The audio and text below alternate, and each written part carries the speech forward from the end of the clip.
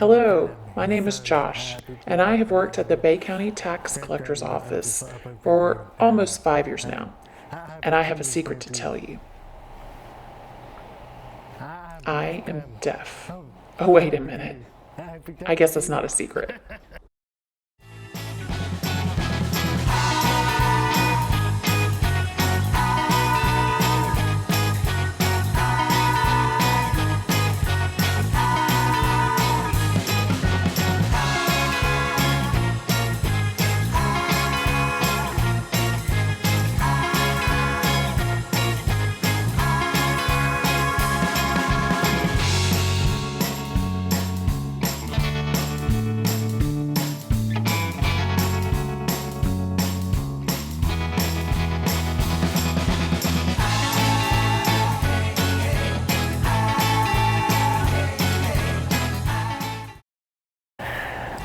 I am here to tell you my story.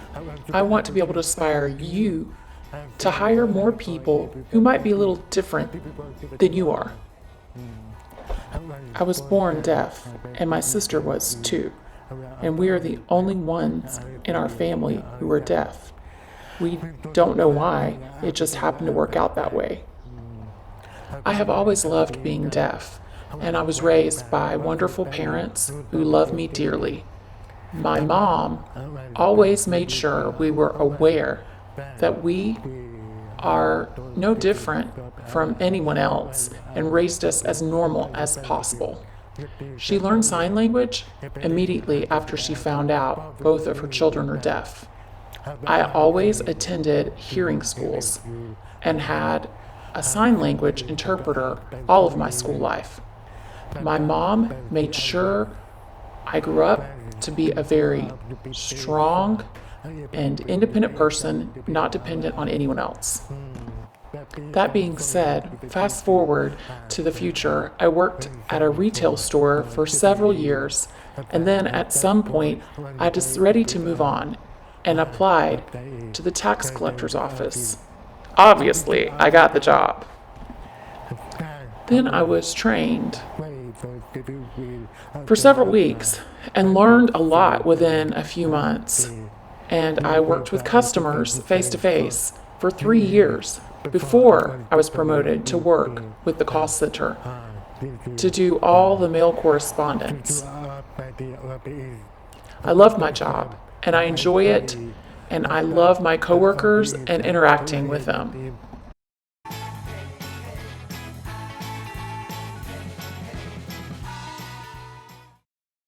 How does a deaf person effectively communicate with the public?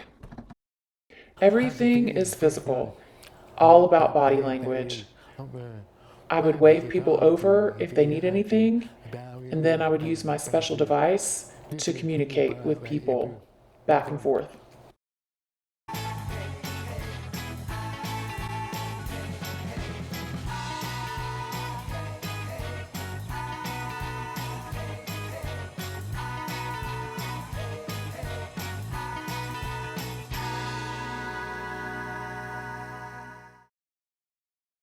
Can a deaf person have lobby awareness?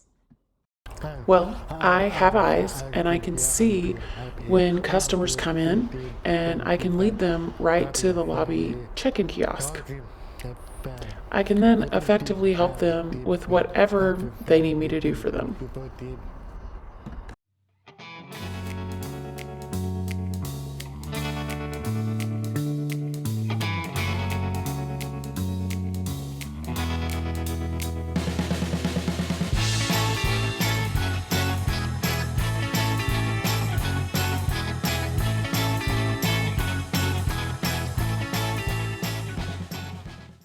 Are there aspects of the job a deaf person can't perform? Well, there are a few things. I can't speak or hear on the phone, obviously, and I don't do driving tests for hearing individuals due to not being able to verbalize for them to stop when I need them to. But I do driving tests for deaf individuals. How can an employer know what accommodations are needed? What would help if you interview a deaf individual, get a sign language interpreter to interview with them. It would be amazing for the deaf individual to have. I am very fortunate to work for an organization like the Tax Collector's Office to provide me with an interpreter. And it gave me confidence to completely kill the interview. How can an employer help a deaf team member adjust well to their team? Just be aware that we are not that much different than hearing individuals and treat us just the same. There are several ways you can guide us to adjust, such as writing things down, use a phone transcription app, email, computer instant messenger, learn sign language. There's so many options to get successful unification with deaf and hearing individuals to come together in harmony. How can an employer best support a deaf team member? Just support us and be who you normally are and let us thrive as who we are. Well, that's my story, and I hope you learned something new and are inspired to hire more different types of people. It could be an incredible experience for you, like it was for my organization. Hi, my name is Gina Lancaster, and I am the HR specialist at the Bay County Tax Collector's Office. And my name is Rebecca Taylor. I'm the Director of Administration. HR is my wheelhouse. I know my HR peeps have professional questions, and I'm going to share a summary of our story, but I'm open to talk with anybody. Just email me and we can set up a time. We can talk about all the legal and policy stuff that nobody else wants to really talk about. I want to remind everyone that the reason why we're able to do this is because Josh volunteered to open his heart and mind. He has a mission to make things better for everyone. And this is our story. That's a key point. Every human is different, and you should always let the person tell their needs and preferences. We don't create it for them. And once they give us this information, that's when we're able to process and find what we're able to do financially or otherwise. We discovered Josh was deaf when he told me during the phone interview. He let me know he was using the video relay service. He didn't have to tell us, and he could have just showed up with his own interpreter or another alternate way to communicate. Because he told us, it opened the door for us to ask if he needed an interpreter for an in-person interview. He said it would be very helpful, so then we discussed, did he have anyone that he preferred to use that he's already used before? We always let the person direct their own needs. And the in-person interview was like any candidate where they knocked it out of the park. You can all see it. Josh is charismatic and funny, and he was passionate about learning something new. The rest is history.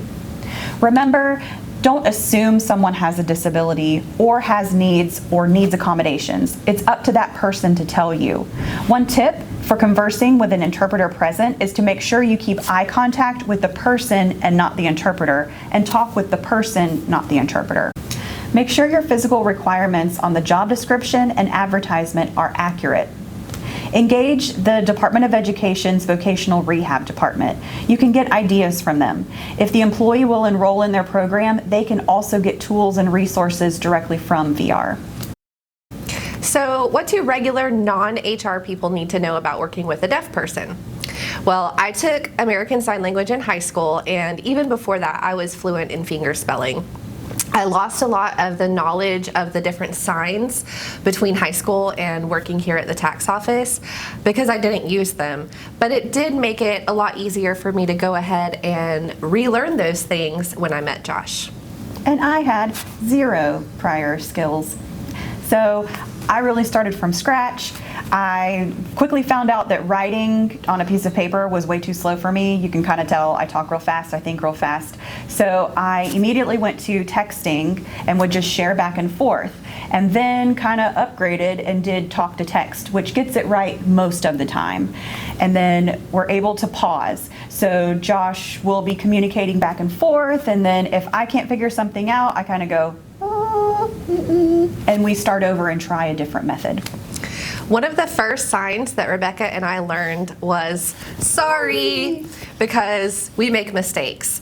And when I first met Josh, it was the height of COVID, so everybody was wearing a face mask, and Josh is a really good lip reader, but that's not helpful when you're wearing a face mask. So I also started out with finger spelling, but then notes like Rebecca, text messages, and it's important to know that even if you don't know sign language, you can still communicate with a deaf person by any of those means. We all have, mostly all have cell phones. You could do text, notes, instant messaging. The most important thing is to try. Just try. Just to try. Just because a person's disabilities or abilities present themselves differently doesn't mean that they can't do all of the things that you can do, maybe even more.